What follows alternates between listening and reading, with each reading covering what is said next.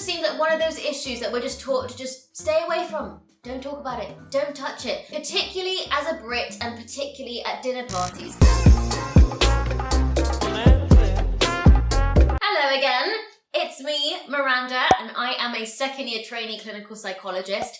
Welcome back to the series that is Debate Not Hate, where I give you my opinions on different issues affecting the profession of psychology, and you are very welcome to have your own. Now, I feel like if I'm not careful, and we must always be careful, this is going to turn into a full-day workshop of my internal monologue, which no one needs, to be fair, so I'm just going to say two things. One, that you can find all the topics that I cover in the description box below. Two, that will be accompanied by all the resources and articles that I reference in this video. So, without further ado, let's get straight into it. Before I start spouting off on my own opinions, let's just give a quick introduction to the issue, which I think centres on this tension of whether psychologists, either as individuals or as an overarching body, should openly and publicly make their position known on different political issues, movements, and be involved in activism. Now, some of you might be sitting here and just thinking, well, of course they should. What's the hold up? And you know, I feel that, but what I also feel, both individually and as a collective, is this certain tentativeness, hesitation that comes with being at the forefront of political issues, which, I don't know, is that surprising considering our profession? Possibly. And I was really trying to give it some thought. Why is this the case? And I stumbled across this research paper, which was really helpful. It actually outlined some of the dilemmas that psychologists face when thinking about whether they should become politically engaged. And there were three that stood out to me in particular. Numero uno, the importance of neutrality. There is this school of thought within psychology, harking back to our psychoanalytic ancestors, which does argue that it's really important for psychologists to be neutral in all domains, including politics. And I guess part of that is to help us maintain our professional objectivity. That's number one. But I think there's also this concern that if, as a body or as individuals, we make our position known on certain things, could it be potentially excluding to certain groups of people? And on a more micro level, if your client were to just say, stumble across your Twitter account, for example, and saw a particular view that didn't align with their own, would that be disruptive to the therapeutic relationship? Possibly. Numero dos, ethical concerns. So this is recognizing that as psychologists, particularly the ones that have doctor in front of their name, that comes with a certain sense of status and power, and people will listen to you irrespective of whether you are talking about something that's in your field of expertise or not. So I think it's just that concern of not misusing your power and overstepping those ethical boundaries, particularly because you hold weight in society. Numero tres, the lack of advocacy training. There has been like a marked lack of training around how to advocate politically for people that you align yourself with or particular issues that you feel passionate about. And I think the issue with that is twofold. It's like, if the training doesn't exist, should we be doing it at all? And number two, if we should, I don't know how to do it properly. And I think psychologists are definitely a very conscientious group, that we do like to know process and how to engage with things so that we don't put a foot wrong. And I think that is important because I've certainly spoken about things as Miranda, and I don't think that's always gone so well. And it would be nice to have a little bit more of an understanding about how to do it properly. But anyway, those are the three things that stood out to me. But in any case, it's my opinion that they shouldn't hold us back from being politically engaged. And here is why. One of the areas of this whole debate, I guess, which is confusing to me, is the fact that often the things that we talk about as being, political issues that we should maybe stay away from feel more like human rights issues at their core. And it seems to me, human rights, that feels like a fairly universal agreement of how humans should behave to one another, and it's, a pretty big deal if those things are violated.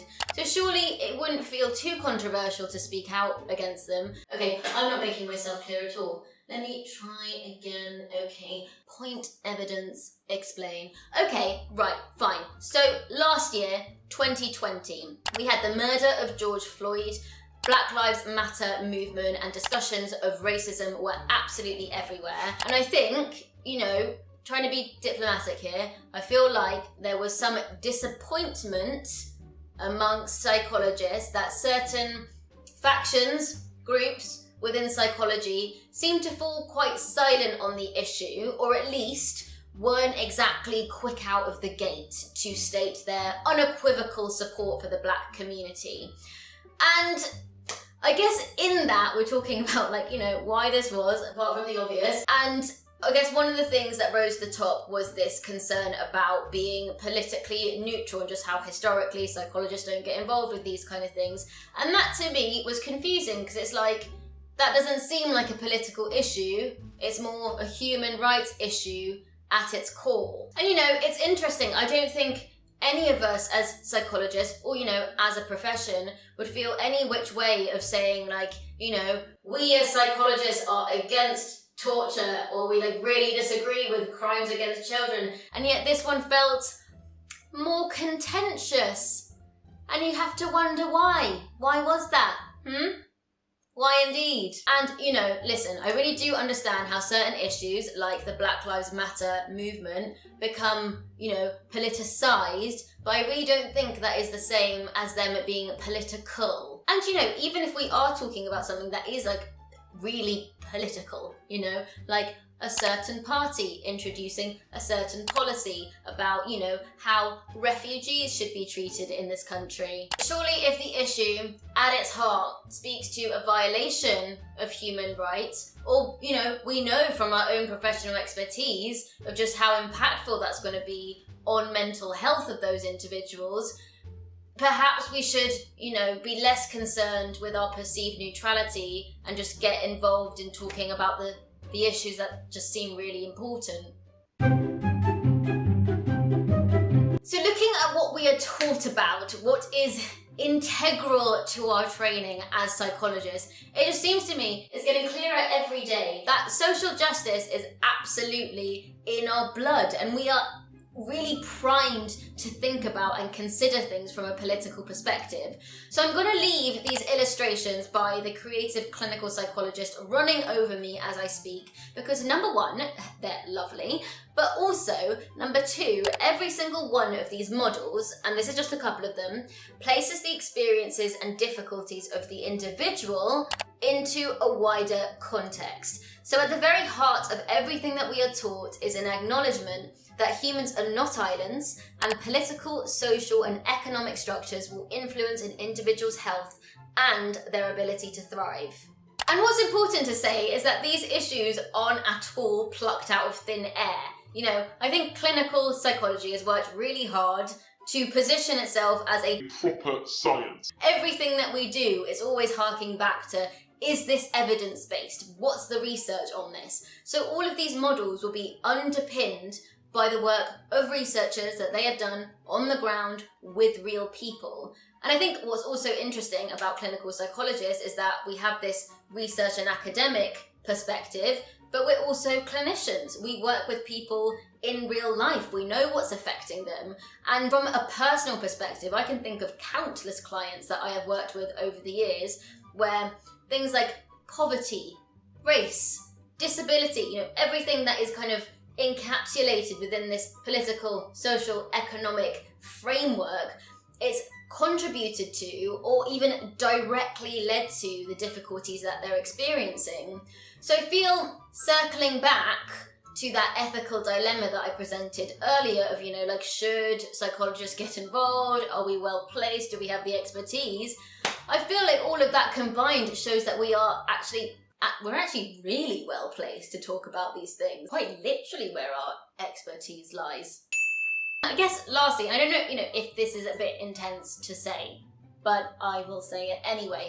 So I think with knowledge comes a lot of power and responsibility. And I think, if we know all of this from a research perspective, from our clinical work, we know how all of these things can affect the people that we are working with. Isn't it then our duty to make sure that we are speaking out on these different issues, because it's like our responsibility to our clients and our need to advocate for them shouldn't, begin and end in the therapy room. Okay, I want to be extremely clear here that I totally recognise that silence in some cases is absolutely an act of self-preservation and protection, because speaking out is inherently dangerous. And so this section is not at all aimed at people who fall in that category. It's more aimed, to be fair, at people like me, generally, but also specifically within the profession. So I don't know if you've come across this image before. It's called the Wheel of Power, which I think is super useful because it helps you think about how you can hold privilege in so many different areas of your life. And I did a little exercise on myself, and this is where I sit on the wheel. So yeah, doing all right, to be fair. So really, I'm in an incredibly comfortable position where most current political, social issues don't actually affect me personally at all. And if I were to take a very, Miranda-centric view on things, I could just be sitting here thinking like, I don't have to speak out on things, because if things were to stay as they are right now, I'm doing all right, and I probably will continue to be doing all right. Because let's face it, speaking out, as I mentioned earlier, it's a scary thing. And I'm actually reading this book at the moment. It's called Your Silence Will Not Protect You by Audre Lorde, and this is what she has to say on it. In the case of silence, each of us draws the face of her own fear. Fear of contempt, of censure, of some judgment, of recognition, of challenge, of annihilation. And I think that's the thing. A lot of us stay quiet on issues because of an element of fear. Will I say the wrong thing? Will I cause a ruckus at work? Will I fall out or have a very awkward conversation with people that I care about? But ultimately, we can afford to stay silent because of our privileged position. And I guess I'm really reminded of the fact that some people do not have, that option doesn't exist to them. They have to take risks. They have to speak out on things. They have to challenge, because ultimately the status quo, as it stands, it directly threatens their opportunities and their sense of safety in some situations. I think from my perspective, what do I really have to lose in the grand scheme of things, and also realistically, if I were to challenge and if I were to add my voice to certain issues? And actually, if things are really that important to me, is it right for me to allow the risk to fall on the shoulders of people who are potentially more vulnerable than I am? And I suppose kind of thinking within the psychological community, if I were a psychologist from a particular background where I am being directly affected by some of the issues which are taking up space in the political discussion at the moment, it would just feel, kind of ridiculous, but definitely a real professional and ideological luxury to be able to stay quiet and to be able to stay neutral on certain topics. And I guess moving forward, I would just really want to offer my support and my allegiance to elevating their voices on particular topics, instead of adding to the pressure and making them feel like they need to sever their professional and personal selves in order to fulfill this criteria of neutrality. But yeah, I just think, okay, just read this book, because this is much more eloquent than I am being. I think I'm going to finish off this section by reading you out a quote of her last essay. The fact that we are here and that I speak these words is an attempt to break the silence and bridge some of those differences between us. For it is not difference which immobilizes us, but silence. And there are so many silences to be broken. Neutrality, what even is it? So I feel like some people will know my feelings on this, but I think where I struggle with this concept of being politically neutral, or this, being the blank slate as a psychologist, why I struggle with those concepts is that I just don't think they're possible to achieve necessarily. And I just feel like as social beings, whether the information is offered up or not, we're always going to be making inferences about another social being or an organization made up of social beings. And I just feel like, take the example of political neutrality. What does political neutrality actually look and sound like? It sounds a lot like silence, and silence can be interpreted in a myriad of different ways, one of them being complicity. And I just think, in terms of like what we stand for as psychologists, if particular topics are underpinned by human rights issues, if we just know that the introduction of a particular policy, for example, is really going to hit hard on people's mental health, because that's our area of expertise, like I just don't think we can afford to be silent, and we can run the risk of being viewed as complicit. But I suppose what I haven't talked about necessarily is on an individual level. Like if you have a client who comes into therapy, you're working with them, and they stumble across your Twitter and they see that you got very differing ideological views and affiliations. It causes a rift in therapy. It could happen. But I'm like, I don't know if I'm being overly optimistic, but I just think like with every rupture is the opportunity for repair, which can actually be really therapeutic in and of itself. Like if that issue does come up in the therapy room, like actually it could be a really good opportunity for two individuals who've got differing beliefs to speak to each other with respect, kindness and compassion, and hopefully find a way to work constructively with each other in future, despite coming from very different perspectives. But let's go worst case scenario. Let's say this is a belief that simply like cannot be overcome. Like this person is like, I just don't feel like I can work with you. and I think for me, I'm like, if that is such a strongly held belief, for me as a psychologist, if that happened, why did I not know about it before? Because I think this past year, if nothing else, has been a real lesson in just how important it is to invite all aspects of people's identities into the room and to really have a conversation about the things that make them who they are. And I think it's that thing of like, if you had identified that early on, maybe you would have also kind of agreed that perhaps you are not the best person to offer psychological support, because there is an acknowledgement on your part that it would be tricky to work with that person, and actually someone else might be better placed to support them. And I don't know. I do feel like it's okay to know that you as a psychologist, you're not going to be able to be the psychologist for everyone. And maybe that's all right.